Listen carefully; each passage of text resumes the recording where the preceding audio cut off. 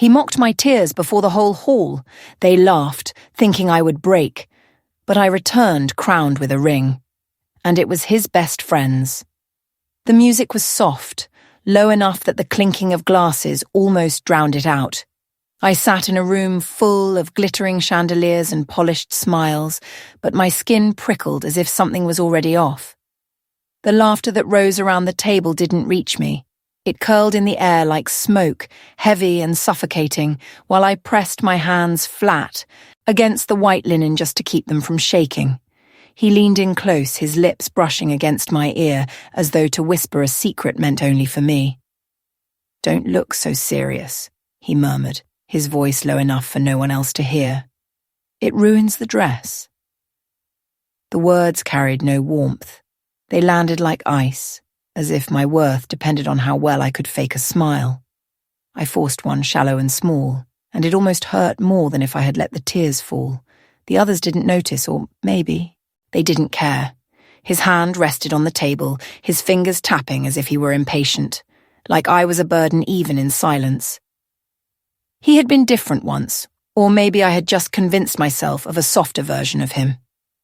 Tonight I couldn't ignore the shift. Something about the way he looked at me said I was no longer someone to be cherished, only someone to be judged. When the laughter at the far end of the room grew louder, he joined it, his voice carrying higher than anyone else's. Every glance I stole in his direction showed me the same thing. His eyes weren't on me, not the way they used to be. They followed others, caught on smiles that weren't mine, lingered too long on what he knew would cut. I felt it like a knife drawn slowly across skin, not deep enough to kill, but sharp enough to wound. I tried to draw back into myself, to sip at the glass of wine and let the burn distract me. But he wouldn't allow it.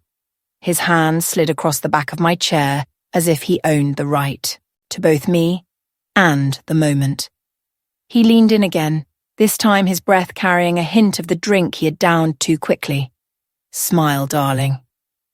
"They're watching." So I did. My lips curved, my eyes sparkled on command, and inside I felt something breaking. They all believed it. The image of the perfect evening, the perfect couple, the perfect life. Only I knew the truth, and only I could feel the hollowness that spread like a secret no one dared to speak. Then came the joke. One of the men at the table made a remark about women crying too easily, and before I could even shift in my seat, he jumped at it.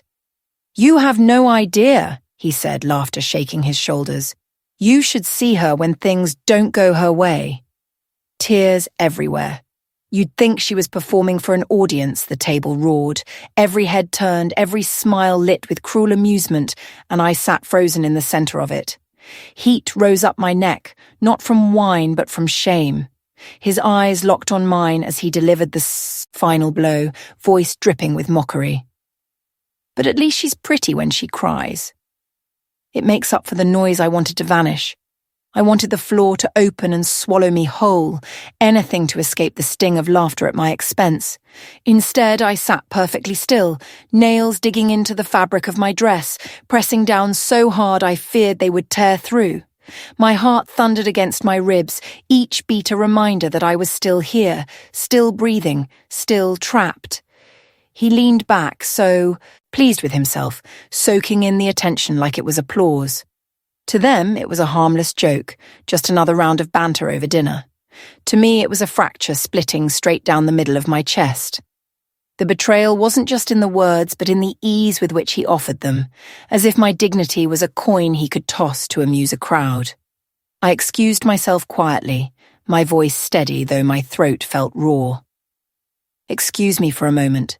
No one cared enough to stop me. I slipped away.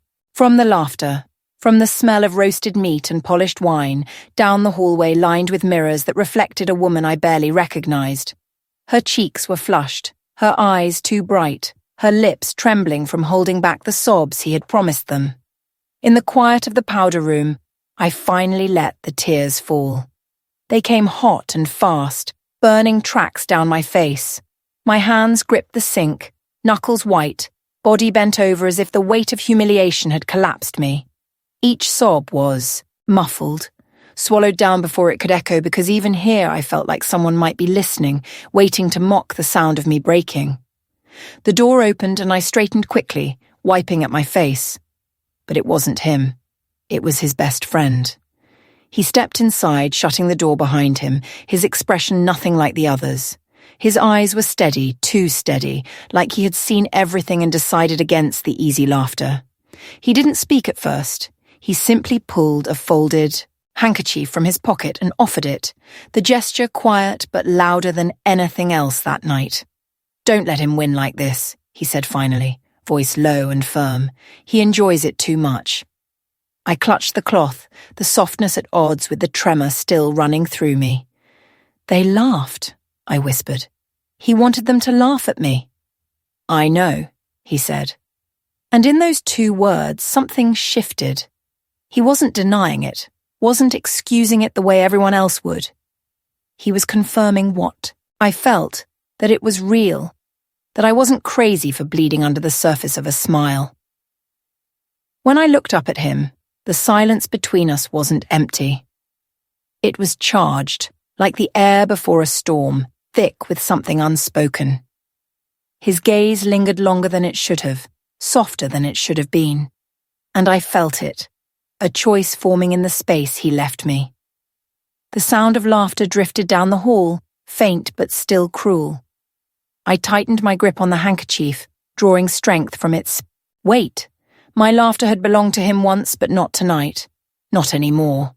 I turned toward the door, my voice steady now, even cold. "If he wants to laugh, let him. I'll give him something worth laughing at." And in that moment, I knew.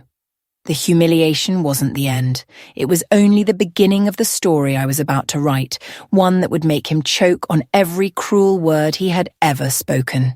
Because tonight, my laughter stopped belonging to him. Tonight, I began to take it back.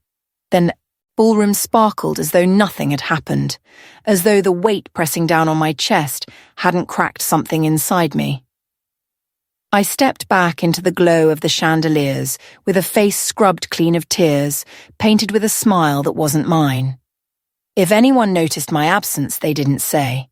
And him? He looked right through me, grinning at some story that had nothing to do with me, like I was a ghost at my own table. I sat down carefully, folding my hands in my lap to keep them still. My body was calm. My heart was a storm. Across the table, he caught my eye just long enough to smirk, the kind of smirk that told me he thought he had won. He believed my silence was surrender. He believed wrong. The conversation turned again, laughter spilling into the air like wine over crystal rims. I barely heard it. My gaze slid sideways to the one man who had followed me, the one who had seen me break in the hallway. His best friend sat with his shoulders straight, his jaw tight, his eyes darting between us as though he was measuring a danger only he understood. When his gaze met mine, I felt it, a question unspoken, an answer waiting. The night dragged on. Every toast he raised, every cruel joke delivered, every pat on the back from those who admired him scraped against me like sandpaper.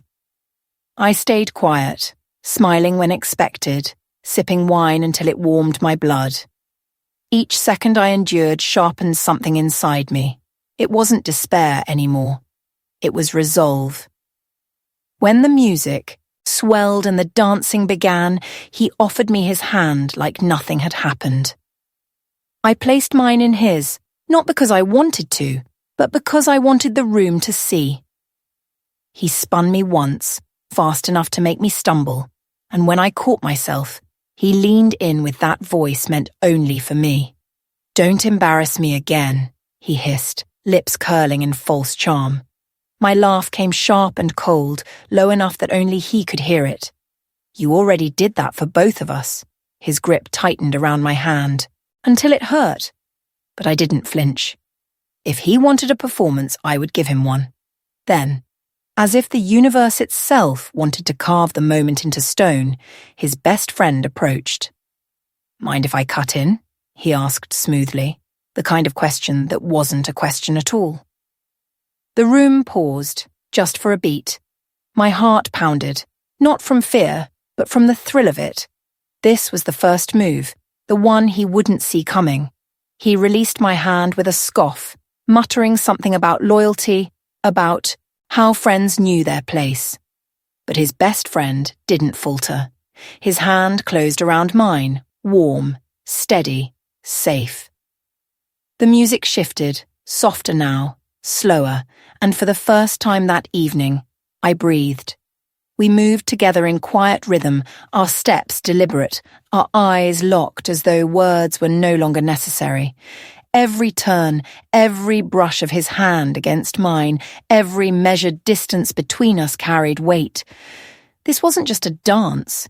It was a warning. It was a promise. I could feel his eyes on us burning from across the floor. He had mocked me before them all, but he hadn't expected this. He hadn't expected his closest ally to step into the fire with me. The power he thought he held slipped, inch by inch. And I saw it in the way his smile faltered, in the way his jaw clenched tight enough to crack. Leaning closer, his best friend whispered, "Don't let him break you." He thrives on it. His voice was firm, almost commanding, and it steadied me in ways I couldn't explain. I swallowed hard, pressing my lips together, but the tears didn't return this time. Instead, something else rose in me, something sharper, stronger.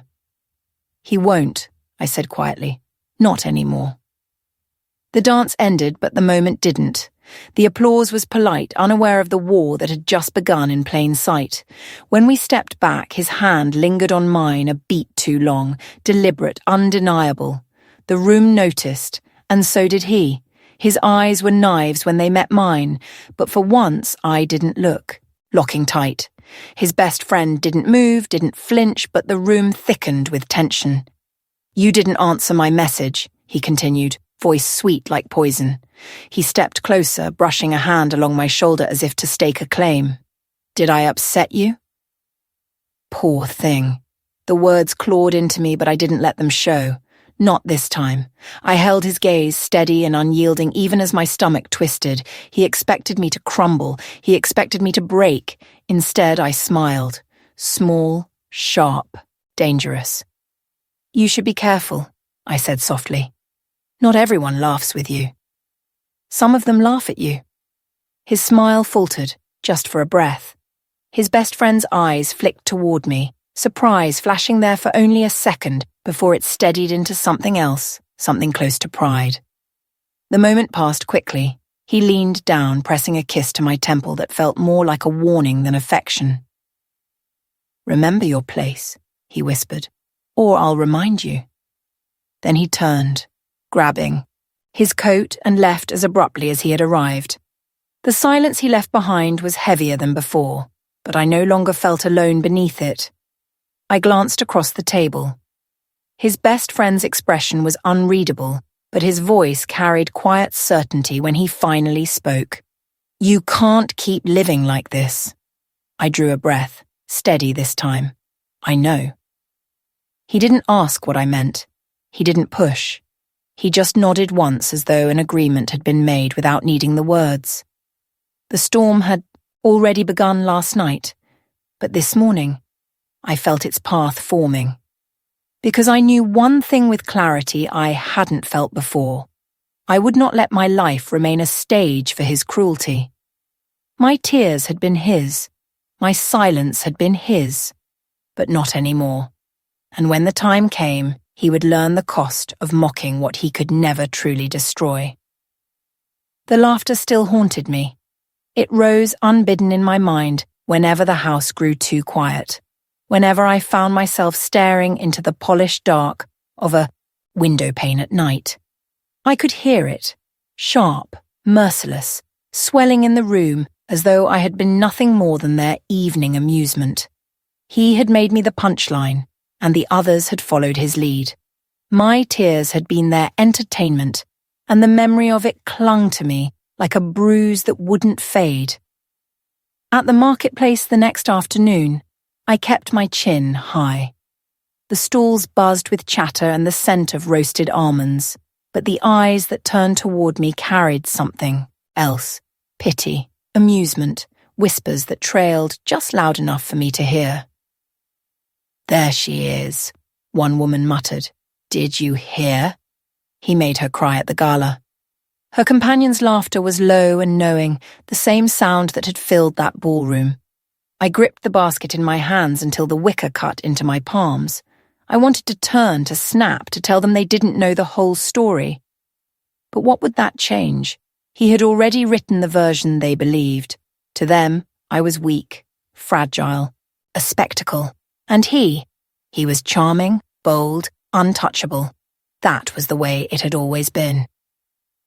When I returned home, he was waiting, leaning against the doorframe, arms crossed, his smirk carved deeper than ever. "I hear you've become quite popular," he said. His tone dripped mockery, as though the humiliation he gave me wasn't enough. He wanted to savor the echo of it. I pushed past him without a word, setting the basket on the counter. My heart raced, but my face remained still. I wouldn't give him the satisfaction. He followed, his voice smooth but sharp beneath. "You should thank me. They never noticed you before. Now at least you have their attention." I spun to face him, the words escaping before I could stop them. "Attention built on shame isn't worth having." His eyes narrowed. His smile faltered just for an instant. Then he stepped closer, lowering his voice. "You still don't get it, do you? They'll laugh and they'll keep laughing because they see what I show them. And I showed them you." His hand reached out, brushing against my cheek as though affection could mask the venom in his words. "Tears look good on you. They remind them you're human." I jerked away, my chest tight with fury I couldn't fully voice. He wanted me to cry again, wanted to provoke me until I broke, and for a moment I almost did. But then I remembered the handkerchief still folded neatly in my drawer upstairs, the steady voice that had told me not to let him win. So I swallowed the lump in my throat and met his gaze with a calm I didn't feel. "One day," I whispered, "they'll laugh at you." His smirk returned, but it was thinner now, uncertain around the edges. He chuckled, shaking his head. Bold words for someone who can't even stand without shaking. But he was wrong. I wasn't shaking. My hands were steady, my breath even. Inside me, something had shifted, hardened. His words no longer pierced the way they once had. They fueled me. That night, I couldn't sleep. I walked the Sue, hallways in silence, the rooms echoing with the emptiness of a life that wasn't mine anymore. And then I saw it. Him, his best friend, standing outside under the pale wash of moonlight, talking quietly with one of the guards. When he looked up and saw me at the window, his eyes lingered. He didn't wave, he didn't smile, but he didn't look away either. The moment stretched, heavy with meaning I couldn't yet name. My tears had been the weapon used against me, but in his gaze I found no mockery, no pity, only understanding, only fire. I closed the curtain slowly, my heart pounding. The world thought my tears were weakness. He thought they were entertainment, but I was beginning to see them differently. They were proof that I felt, that I endured, that I was still alive, and one day soon, I would turn them into something he could never laugh at again. The hall was crowded, thick with voices and perfume, yet I felt every gaze land on me like a stone. The gathering was supposed to be a celebration, his triumph, his charm, his endless ability to command a room. Instead, it became my unraveling. I stood beside him, spine stiff, smile plastered, the perfect shadow to his brightness. But inside, I was crumbling, each second tightening the pressure until something had to give. He thrived in it. He spoke louder, laughed harder, shook hands with the kind of confidence that made others believe he was untouchable. And then, as though the evening wasn't cruel enough, he pulled me. Closer, his arms snaking around my waist. "Don't look so tense," he said for everyone to hear, his smile wide, voice dipped in mockery. She gets nervous if I leave her too long. Afraid I'll run off with someone prettier." The room erupted in laughter. My stomach dropped. I tried to hold the smile, tried to keep the mask in place, but the heat crawling up my neck betrayed me. He squeezed my hip, a silent reminder that I was his to ridicule. "Don't pout," he whispered under the noise. "They'll notice." I could feel it happening. The break. My throat burned, my eyes stung, and I couldn't stop it. A tear slid down before I could catch it, and with it came the hush. Not a gentle silence, but a sharp one, cutting through the room. All eyes shifted to me. My shame was the evening's new entertainment. "There it is," he said smoothly, his grin widening. "Told you, always ready with tears." His friends laughed again, a cruel chorus that drowned out the sound of my own breath. I wanted to disappear, to vanish beneath the floor. Instead, I stood frozen, broken in the one place I swore I wouldn't break. He let go of me then, stepping away as though to prove how little he needed my presence. I wrapped my arms around myself, unable to stop the trembling. My vision blurred, the lights above smearing into streaks, but I could still see him across the room, smiling, joking, basking in their approval while I became the story they'd repeat tomorrow. I turned quickly, desperate to escape, but the crowd parted too slowly. Whispers followed me, some pitying, most amused. Each step was heavier than the last, my chest tight with humiliation that felt like it might choke me. At the door I faltered, and that was when I felt it, steady, solid. His best friend appeared at my side, his hand brushing my elbow just enough to keep me upright. He didn't look at me with pity. He looked at me with anger, not at me, but for me. "Keep walking," he murmured. The words steadied me, though my tears still blurred everything around me. Together we pushed through the exit into the cool night air. I gasped, pulling in a breath that didn't taste like wine and cruelty. My hands shook so violently I nearly dropped the small clutch I carried. He caught it, holding it out to me without a word. His jaw was tight, his eyes dark. "He shouldn't have done that," he said.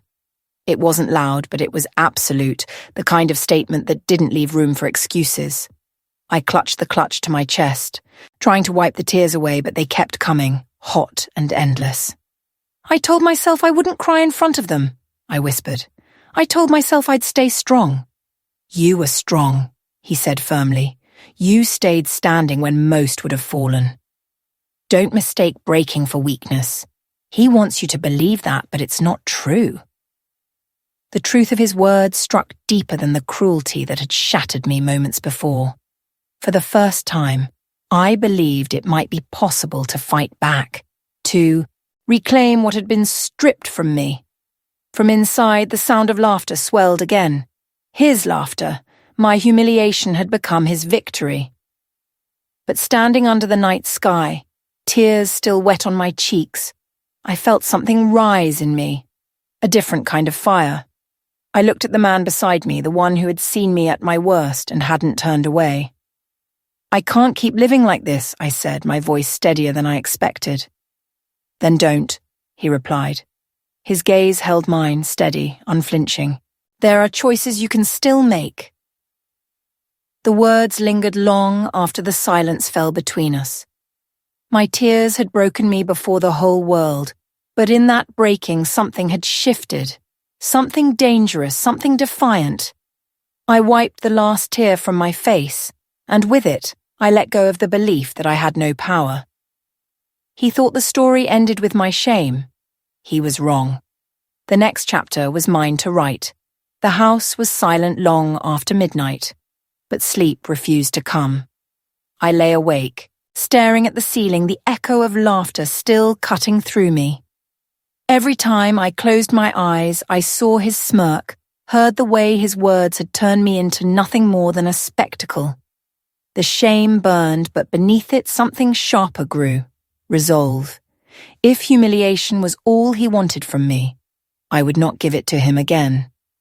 I slipped out of bed, the floorboards cold beneath my bare feet, and moved quietly through the darkened halls. Each step felt like trespassing in a home that no longer felt like mine. The portraits on the wall, his victories, his family's legacy, watched me with painted eyes, reminding me that I was only ever a piece of decoration to him.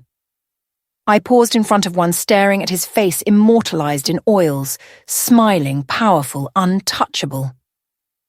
My hands curled into fists. Paint could lie just as easily as people. In the study, I lit a single candle, its flame wavering against the shadows.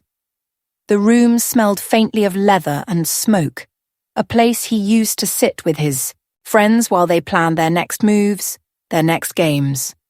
Tonight, it belonged to me. I pulled open drawers, sifted through papers, searching for anything I could use.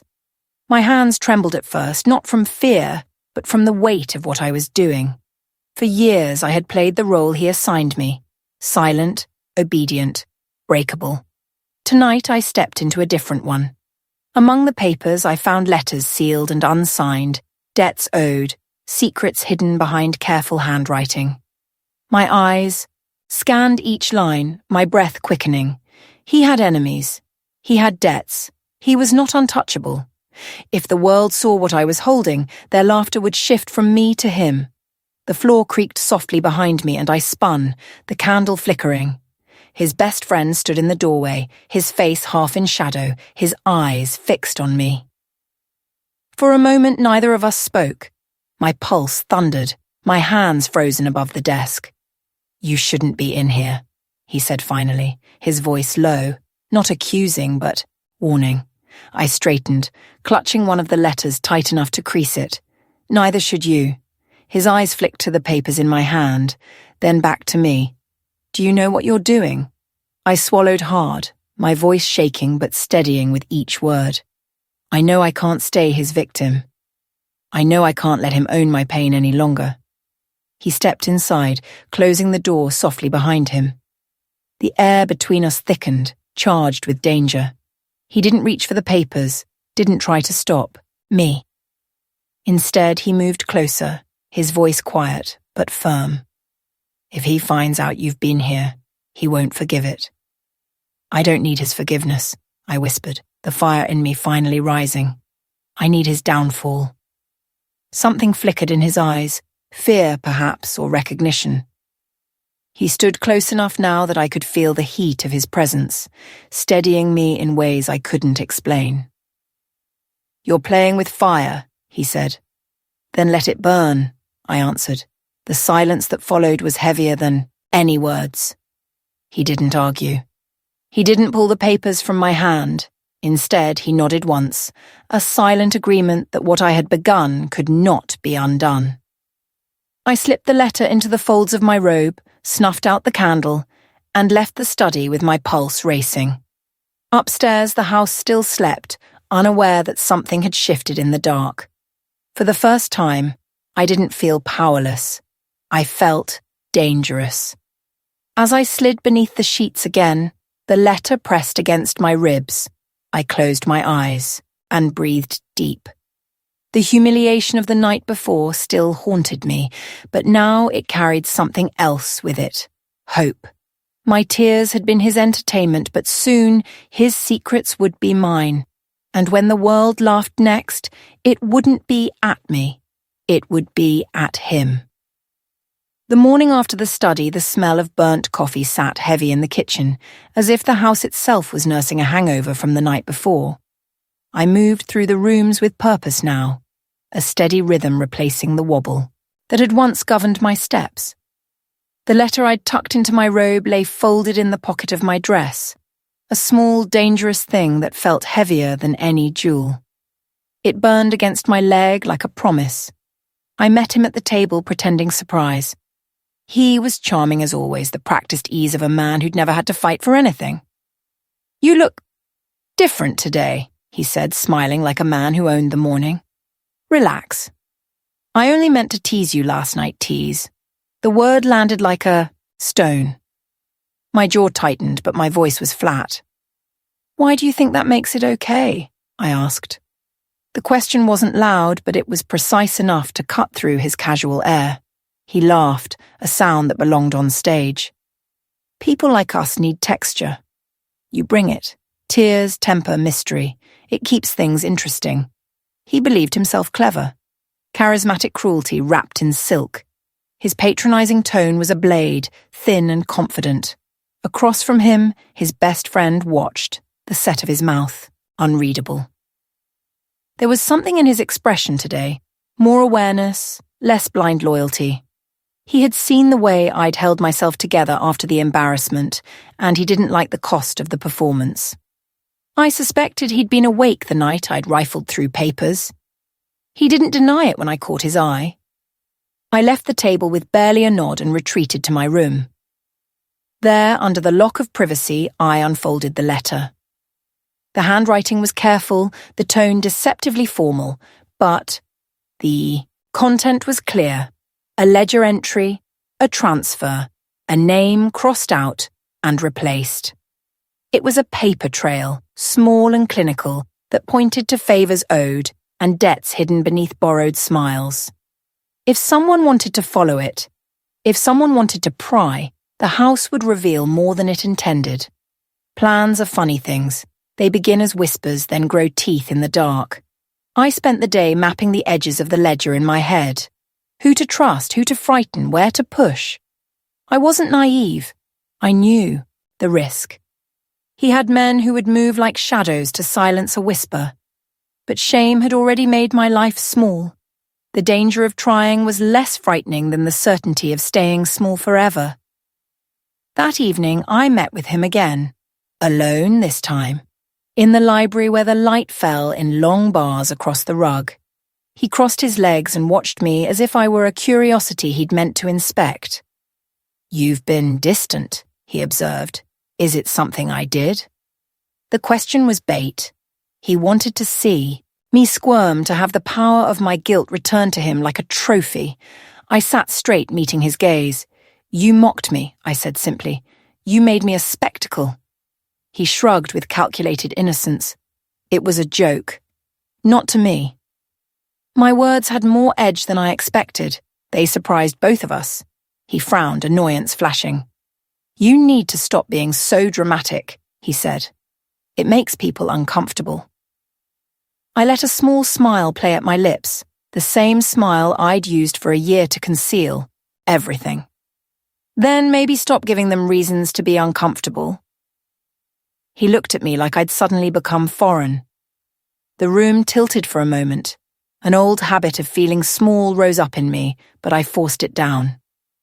The plan wasn't just a fantasy anymore. It was a path, and every careful step mattered. Later, under the cover of night, I met his best friend behind the old stone wall that bordered the estate.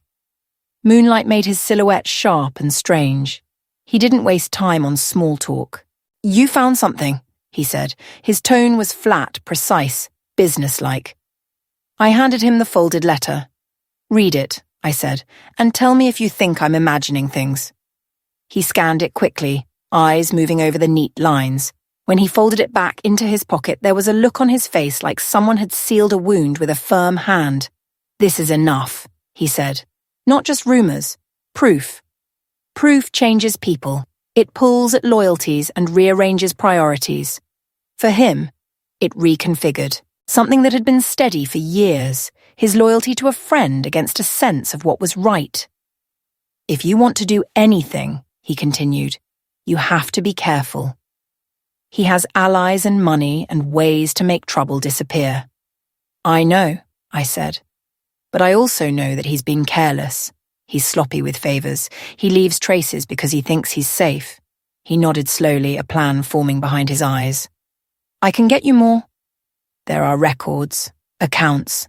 I know where some of the ledgers hide, but we'll need a way to move this without being seen."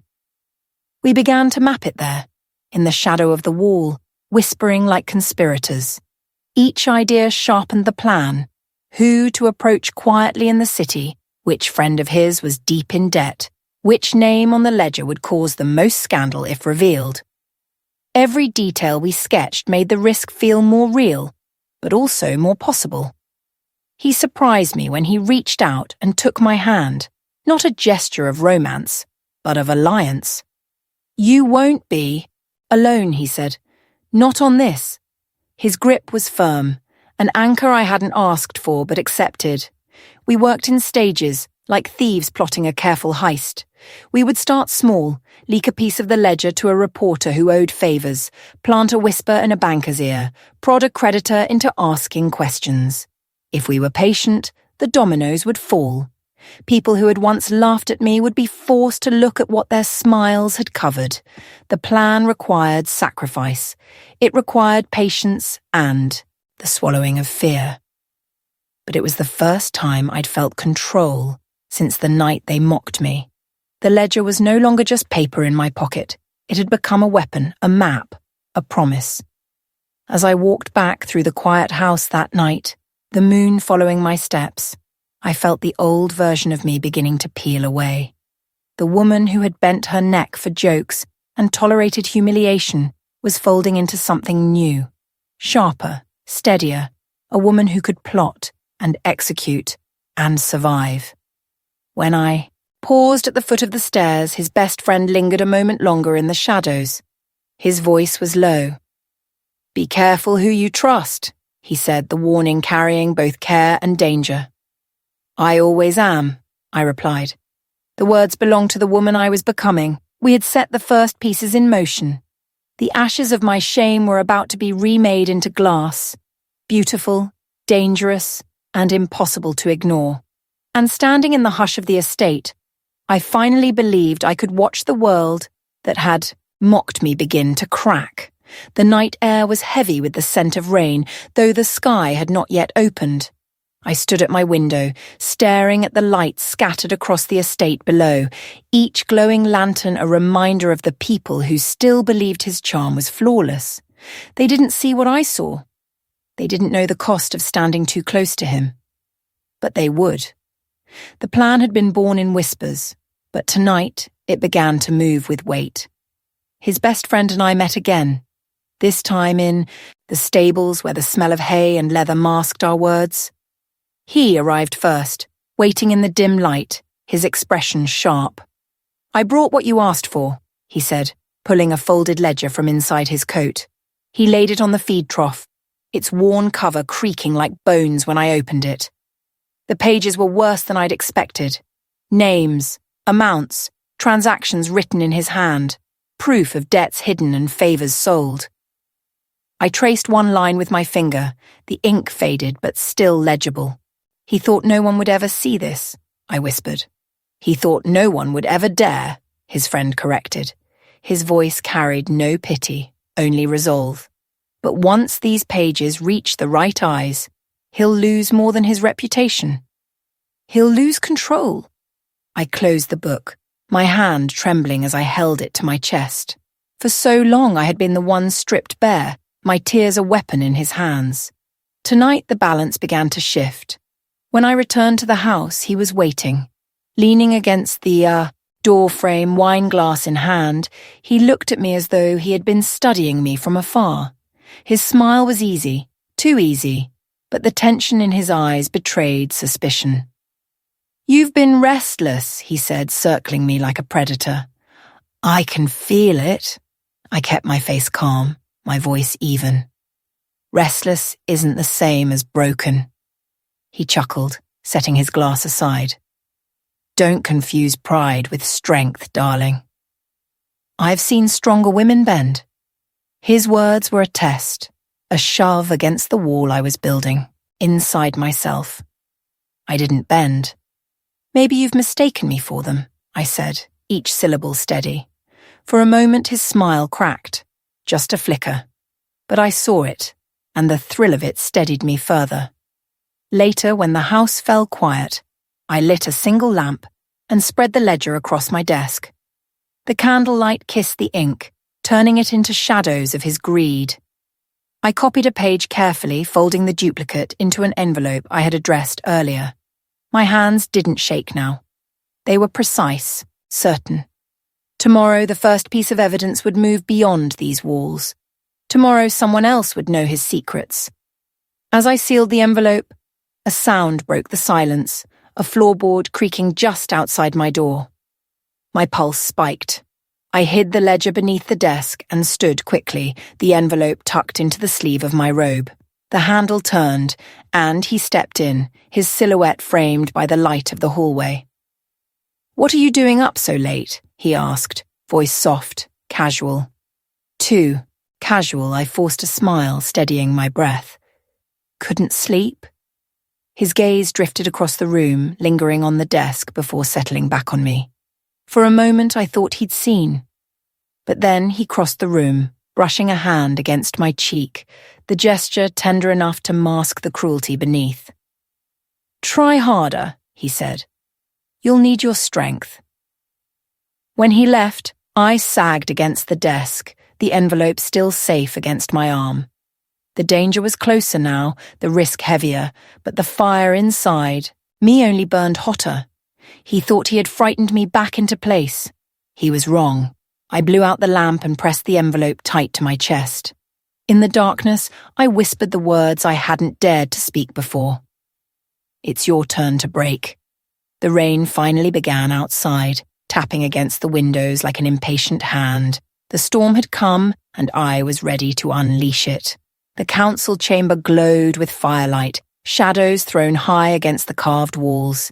Every seat was filled, every pair of eyes watching, waiting. The air carried the weight of judgment, though no one had yet spoken. I stood near the centre, my pulse pounding, the folded envelope hidden within the sleeve of my dress. Tonight was not another night of silence. Tonight was confrontation. He entered with his usual swagger, his smile so practiced it might as well have been painted on. The room shifted with his presence, whispers rising, heads bowing slightly, the air thick with his performance of power. He glanced at me once, dismissive, as if daring me to falter again. His arrogance wrapped around him like armour, but I saw the cracks. I had read them in ink, buried in his ledgers. The council began with pleasantries, voices droning over trade and disputes, but the real tensions simmered beneath. I barely heard them, my focus fixed on the moment I had been waiting for. He sat at the long table, laughing quietly with one of his allies, pretending this was just another gathering.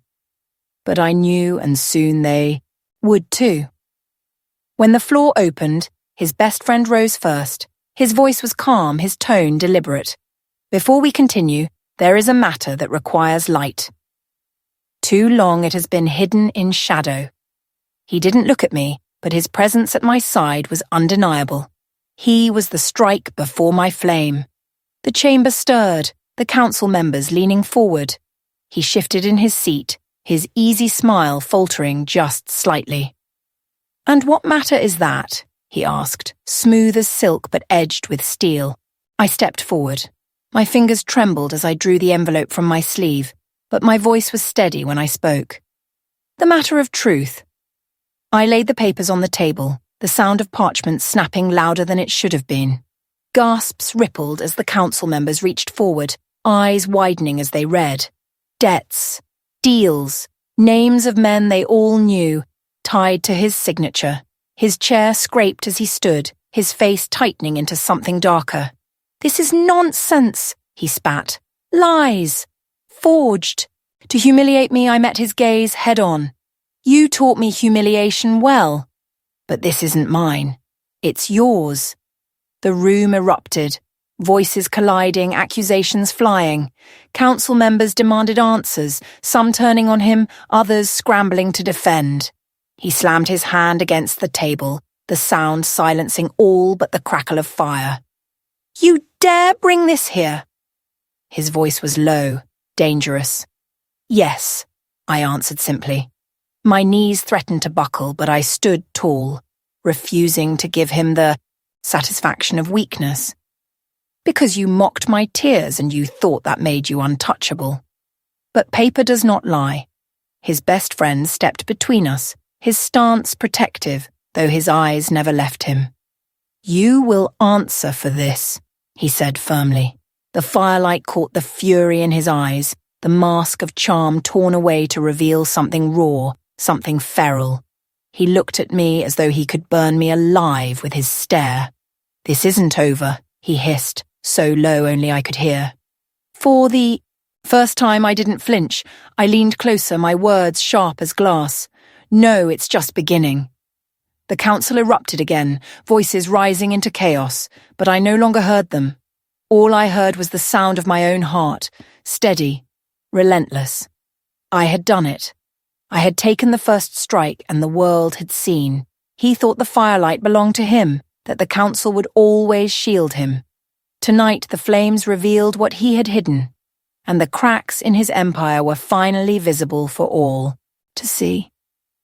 As I turned to leave the chamber, his best friend's hand brushed against mine, steadying me.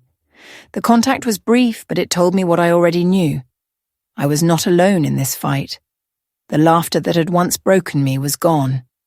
In its place, I carried the weight of truth, and with it, the power to bring him down. And for the first time, it was him, not me, who stood trembling in the firelight. The chamber had emptied, but the echoes of raised voices still clung to the walls like smoke after a fire. I lingered near the entrance, my hands trembling though I held them tight at my sides. Tonight had cracked his mask, and everyone had seen it. For the first time, the man who mocked my tears no longer looked untouchable. He stalked out last, shoulders rigid, his smile nowhere to be found. His eyes locked on me as he passed, dark and sharp, a silent warning. He didn't need to speak. The promise of retribution was written in the tension of his jaw.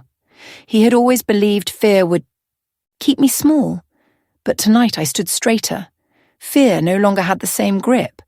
Behind him came his best friend. He slowed at the doorway, hesitating for a breath before stepping closer to me. His voice was quiet but steady. You did well. They saw enough to question him. They also saw me, I whispered, as the one who exposed him. That makes me his enemy now. You already were, he said, the weight of truth pressing into the words. Then softer, but you won't face him alone. The council's torches flickered as we stepped into the courtyard. The night was cold, the air sharp with ash from the braziers still burning. He was waiting there, of course, flanked by two allies, his smile forced back into place like a man who couldn't afford to show cracks in public.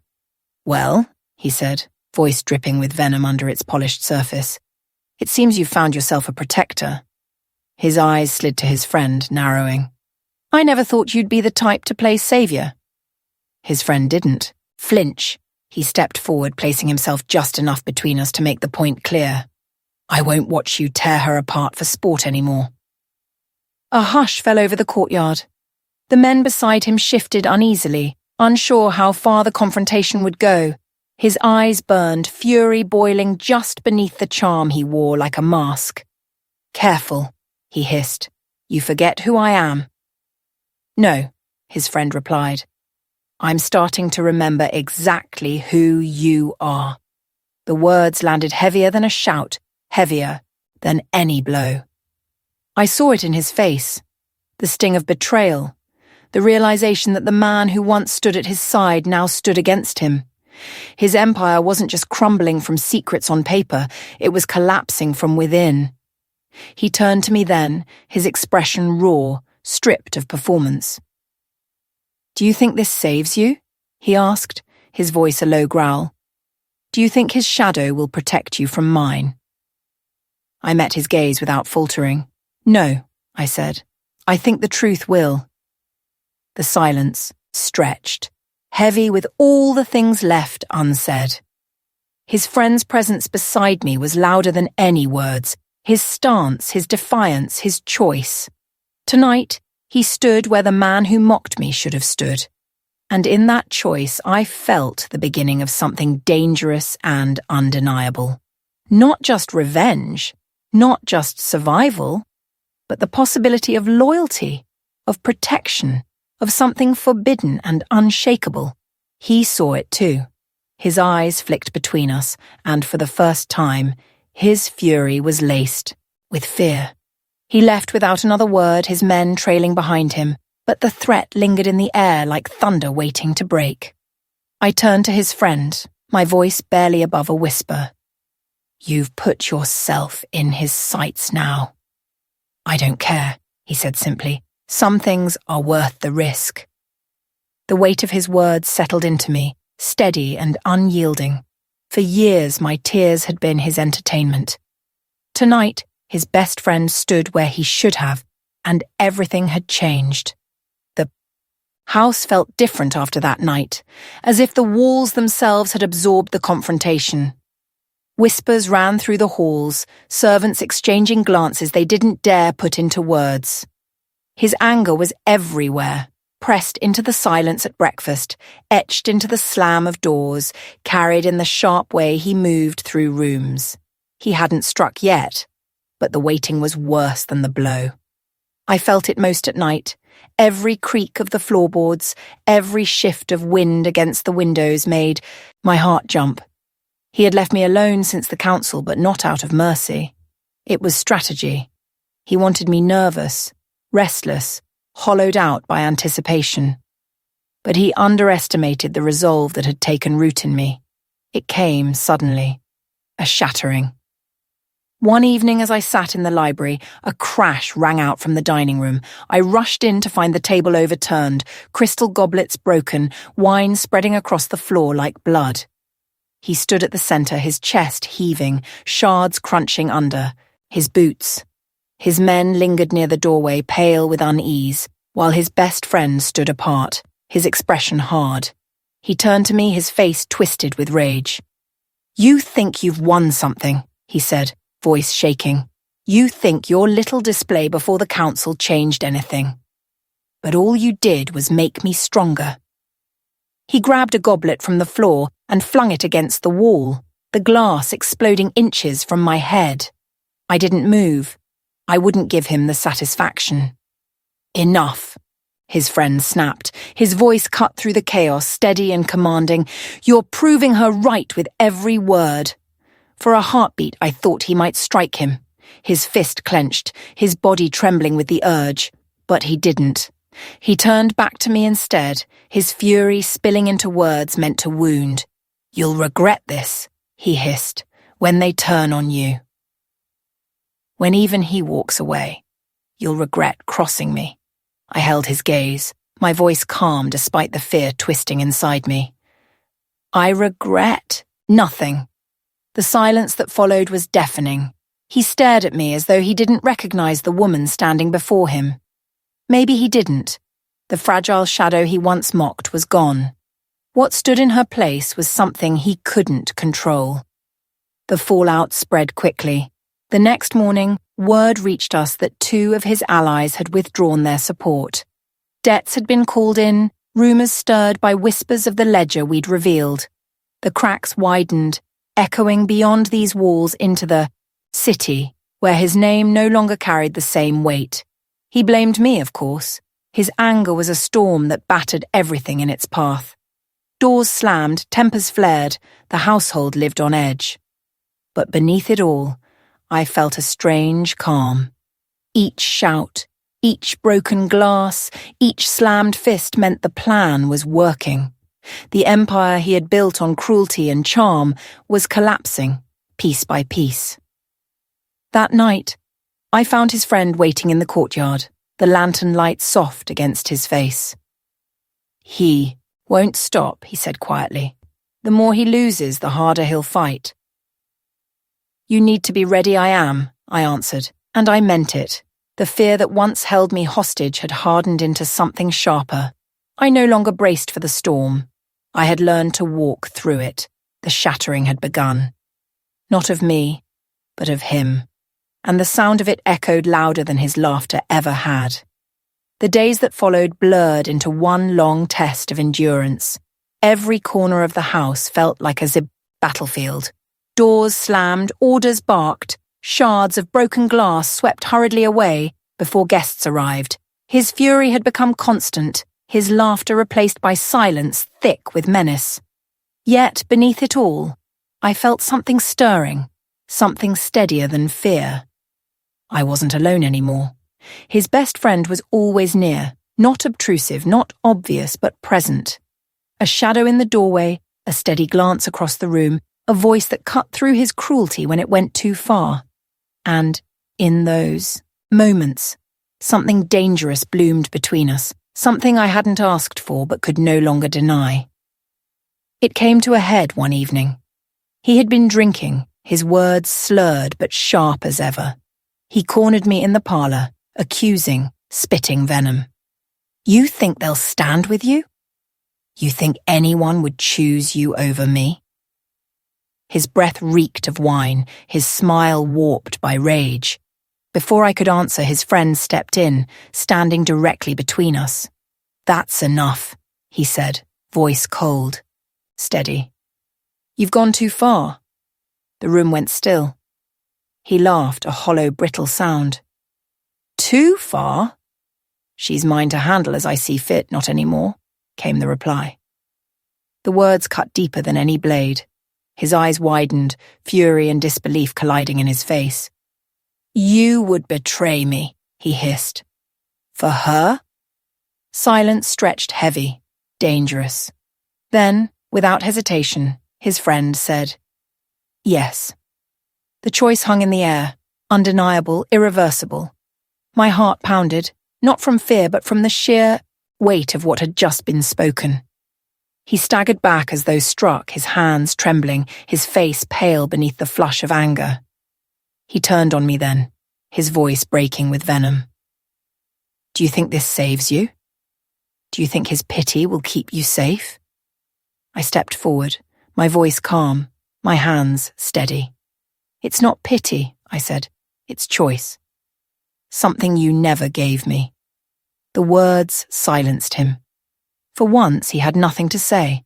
His friend's hand brushed against mine, subtle but deliberate, a vow in the smallest of gestures. In that moment, I felt it, the shift I had longed for. I wasn't the broken woman mocked for her tears. I wasn't the shadow kept at his side for show. I was someone who could choose, and I chose the ring offered in defiance, not the chains forged in cruelty. He saw it in my eyes, and for the first time he knew. He was losing not just control, not just power, but me. The night ended with silence, but it was the silence of endings, of walls crumbling, of crowns slipping. He had mocked my tears, he had shattered my name, but I had chosen, and my choice carried more weight than all his threats combined. I chose the ring, not his pity, and nothing would ever be the same again. The final confrontation did not happen in whispers or shadows. It happened in the open, beneath the high ceiling of the council hall, where torches burned and eyes watched. He stood before them, still trying to wear the mask that had served him for so long, the mask of charm and control. But the cracks were clear now. His voice shook when he tried to command, his hands clenched tighter than he meant to reveal. I entered not as the broken woman who once wept at his side, but as someone changed. The hush that fell was different this time. It wasn't pity. It wasn't amusement. It was recognition. They had seen his rage, his debts, his cracks. They had seen me survive them. The power between us had shifted, and we both knew it. He tried to speak first. She has twisted everything, he declared, his voice cutting the air.